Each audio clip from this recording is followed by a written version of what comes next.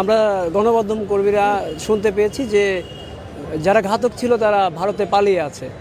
এখন প্রশাসন থেকে, সরকার থেকে কীরকম তৎপরতা আপনারা প্রত্যাশা করেন, কেমন বিচার আপনারা দেখতে চান যারা এই হত্যাকাণ্ডের সাথে জড়িত ছিল এবং যারা সংশ্লিষ্ট ছিল তাদের?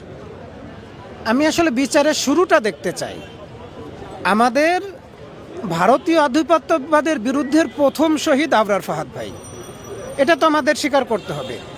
আবরার ফাহাদ ভাইয়ের খুনিদের ফাঁসির রায় হয়ে আছে, কোনো এক অদৃশ্য কারণে আবরার ফাহাদ ভাইয়ের খুনিদের ফাঁসি হচ্ছে না। ঠিক আছে, আপনি 15 দিনের ভিতর আবরার ফাহাদ ভাইয়ের খুনিদের ফাঁসি দিয়ে দেন, অসিপদ্বীপের ফাঁসি দিয়ে দেন। সরকার যে পারে সেটা আমরা একটু দেখি। আর আপনারা ভারতের সাথে কূটনৈতিক সম্পর্কটা চালিয়ে যান, লেনদেন দরবার চালিয়ে যান, যেন শেখ হাসিনাও তো ফাঁসির আদেশের আসামি। হাদি ভাইয়ের ঘাতকও তো কোনো না কোনোভাবে আমরা শুনেছি যে দেশ ছেড়ে চলে গেছে। সরকার যদি সদিচ্ছা দেখাতেই চাই, আগে আবরার ফাহাদ ভাইয়ের খুনিদের ফাঁসি দিক। এরপরে যদি ভারত আমাদের কথা না শোনে, তারা যদি এই সব দোষীদেরকে ফেরত দিতে না চায়, ভারতের সাথে আসলে আমাদের কোনো সম্পর্কের দরকারই নেই। অর্থনীতি, পররাষ্ট্রনীতি, স্বরাষ্ট্রনীতির কোনো নীতিতেই আমাদের আসলে ভারতকে দরকার নেই। আমরা পেঁয়াজ একটু বেশি দামে কিনে খাচ্ছি।